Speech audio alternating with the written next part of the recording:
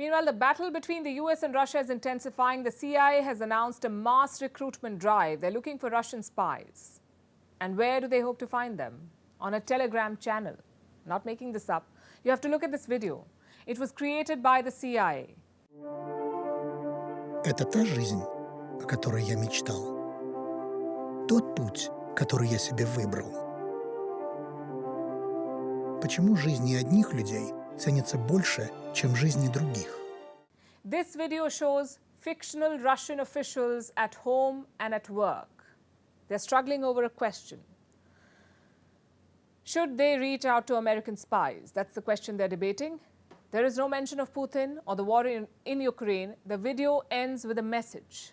The people around you may not want to hear the truth. We do. You aren't powerless. Connect with us securely. In the last frame of the video, there are instructions on how Russians can contact the CIA securely. Guess what the response is? Apparently, some Russians have reached out and Moscow isn't pleased about this. The Kremlin says it's watching what's going on. I don't know. I haven't seen it. But I'm convinced that our special services are also monitoring this space in the necessary way. Given that, and we all know perfectly well that the CIA and other Western intelligence services are not reducing their activity on the territory of our country.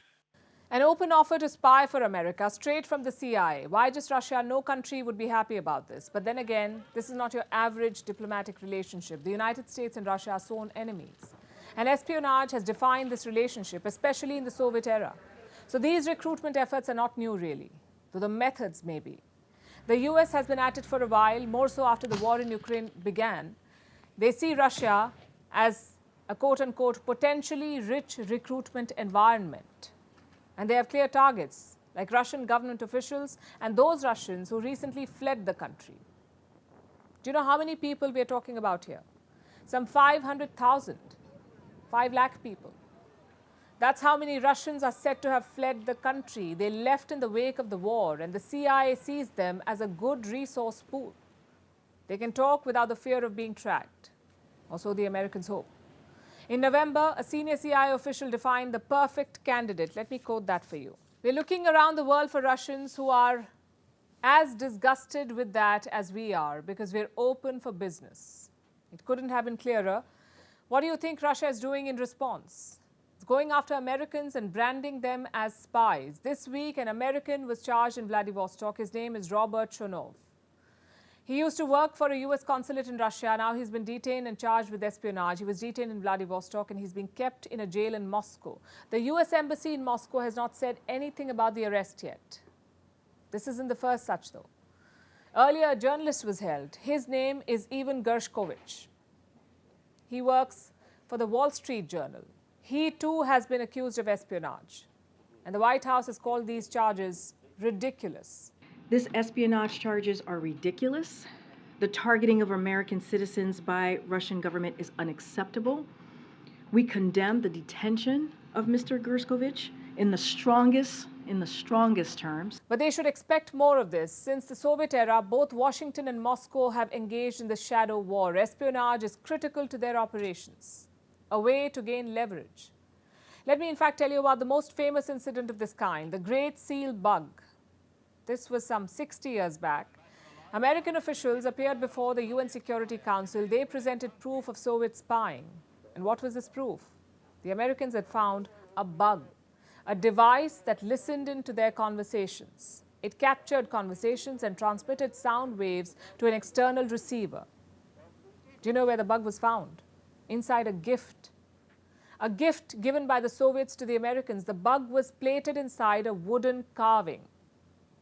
This was hung at the ambassador's home, inside his home office for several years. No one knows for sure how much information was compromised. But it's believed that the Soviets got access to a great deal of privileged information. They used to keep a car outside the ambassador's home just to listen to what was being discussed inside.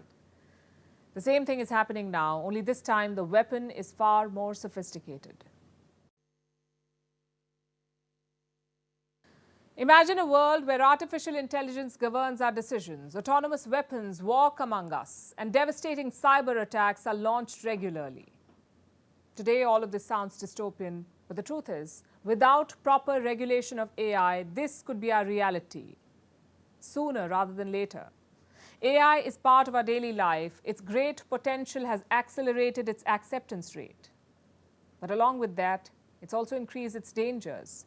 The CEO of OpenAI, Sam Altman, agrees with this. He's the person responsible for ChatGPT. He testified in front of the US Congress. He told him about the threat it poses, the threat that AI poses. And if he sees the damage coming, what about the rest of the world? Do governments see it? Where are the guardrails? Who is working to regulate AI? Here's a report. In the past few years, a number of tech luminaries have appeared before the US Congress. And they've all received a dressing down from lawmakers. This includes Mark Zuckerberg and Jeff Bezos. Because Congress is often upset with tech companies, it's forced to play catch-up with these giants and clean up their collateral damage. Now, a new contender has entered the ring. His name is Sam Altman. He's the CEO of OpenAI, the parent company of ChatGPT, the AI chatbot that has practically exploded since its arrival. Now, Altman has become an evangelist for the next generation of AI. So obviously, he was invited to Capitol Hill. Another dressing down was expected. What wasn't expected was his agreement with Congress. He spoke about the immense potential of AI, but also the harm it could bring. Altman implored the lawmakers to regulate it. Listen in. My worst fears are that we, the field, the technology, the industry, cause significant harm to the world. I think if this technology goes wrong, it can go quite wrong, and we want to be vocal about that. We want to work with the government to prevent that from happening. AI is a transformative technology. No one is blind to how it benefits society. So tech giants have been pouring billions into it, including the likes of Google, Microsoft, and Meta. But they've been doing so amid rising concerns of how harmful this tech could be, practically ignoring its role in killing jobs, spreading misinformation, and even becoming as intelligent as humans. This is scary, and the speed at which AI is becoming a part of our lives is even scarier. Artificial intelligence has the potential to improve nearly every aspect of our lives, but also that it creates serious risks we have to work together to manage. And that isn't a shocker. Urgent management is needed. But is anyone doing it? There are obviously fears of history repeating itself. Remember when social media took the world by storm? It transformed the world. But the regulations came much later. They're still not up to the mark, and we continue to deal with the repercussions. Governments across the world clearly failed to meet the moment on social media. Is that how they plan to deal with AI as well? The answer is unclear. Some countries are trying, like India. It's now considering a regulatory framework for AI. Meanwhile, the US has been trying for some time now, but their track record is grim. Dozens of privacy, speech, and safety bills have failed in the country. However, other countries are speeding up their regulatory process. The European Union is set to introduce rules later this year, and China has already created laws, but their regulation is limited to compliance with the country's strict censorship laws. So, different countries are dealing with this differently, but their efforts are not enough. AI is flourishing in a perfect storm of unreliability, irresponsibility, vast usage, and a clear lack of regulations. And we can't run from the reality any longer. The fourth industrial revolution is here. So we can either harness the power of AI or become bystanders as it pushes us to a dystopian future. Since we're on the subject of artificiality, let's touch base with something else that's making headlines: artificial sweeteners. These are sugar substitutes. They come with the sweetness of sugar, but significantly less calories. For decades, they were seen as a miracle of modern science, with the promise of letting us have our cake and eat it too. But here's the bitter truth: they aren't as safe as they're touted to be. And the WHO says this without sugarcoating it. It says these sweeteners do not help you lose weight. Instead, they increase the risk of type 2 diabetes, cardiovascular diseases, and mortality. So, should you stop consuming artificial sweeteners? Our next report tells you. Life is full of irony, and this extends to sugar. Because how can something so tasty be so bad for us? We know that high sugar consumption can increase the risk of cardiovascular disease, dementia, Alzheimer's, cancer, diabetes, obesity, among many other problems. So we need to cut down on it. But it's tough, and numbers prove this. The world consumes over 168 million tons of sugar in a year, and this consumption is only growing at 1.4% every year.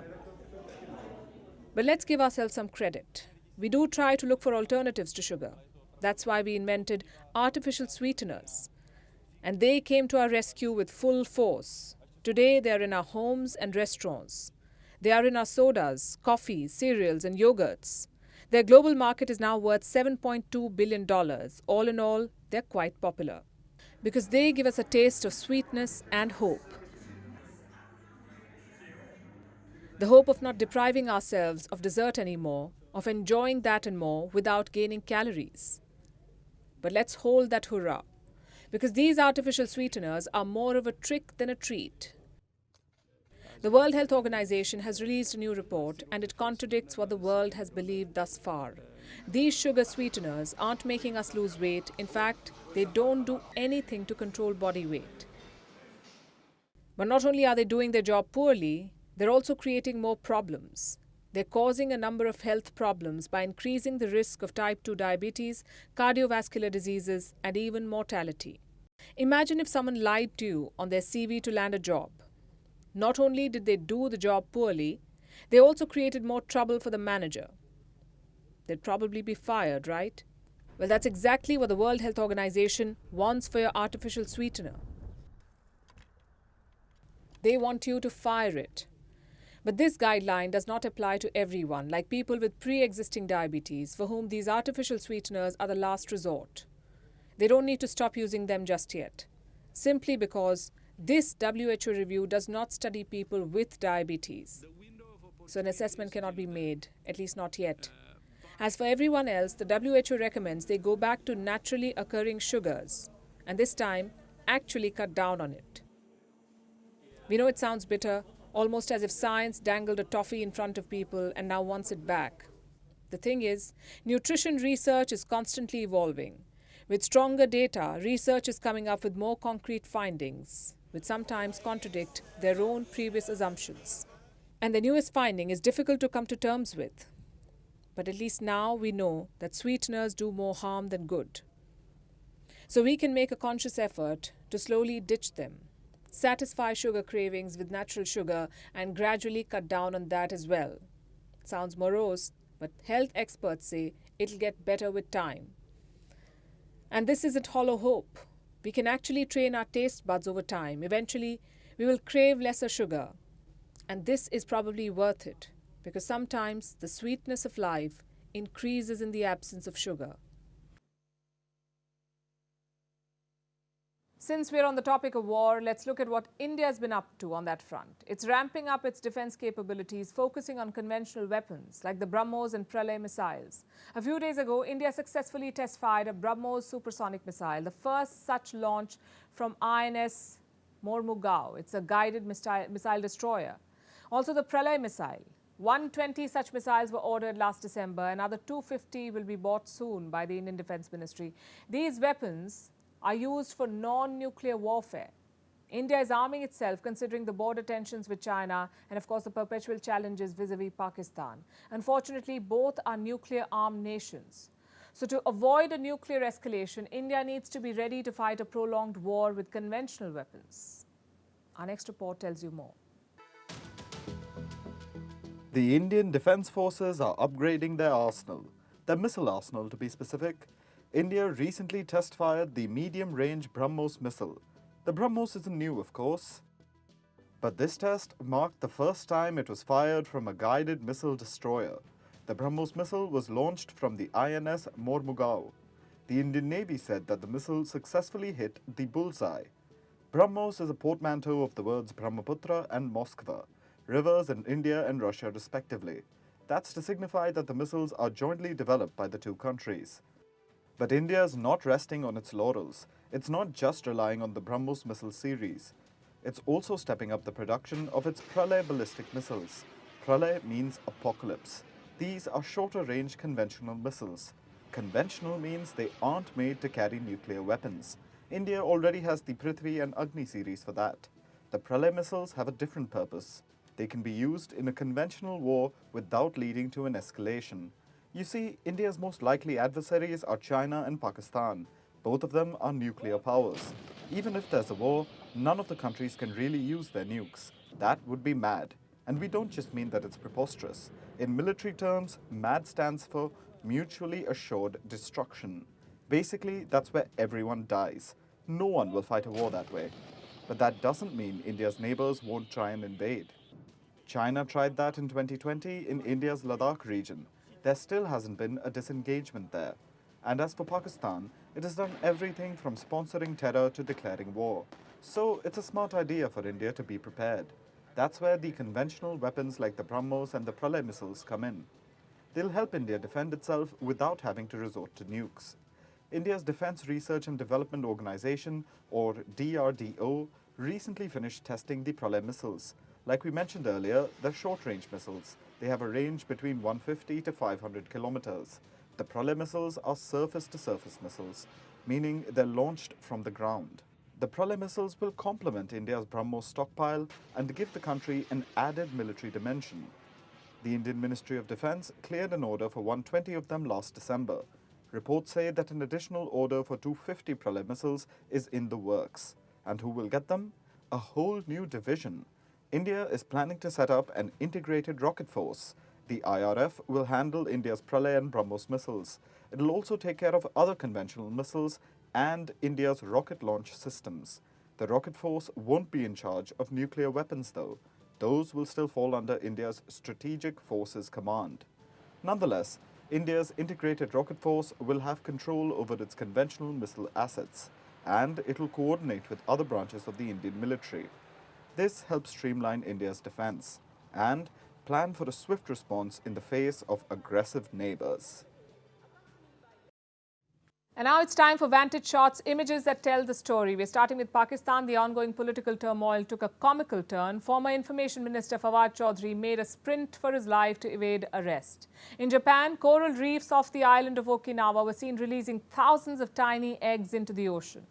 And in case you had a bad day, we have a video of a panda playing in a bathtub, which would give you a dopamine hit. And finally, what makes the 17th of May significant? We're taking you back in history. On this day, West Germany ratified the Treaty of Warsaw. The year was 1972. The treaty was signed between Germany and Poland. Both sides accepted the existing border that was imposed on Germany in 1945 after the end of the Second World War. Then German Chancellor Willy Brandt had to face heavy criticism for this. Critics said the treaty was a betrayal of national interest. We're leaving you with this. Thanks for watching. We'll see you tomorrow.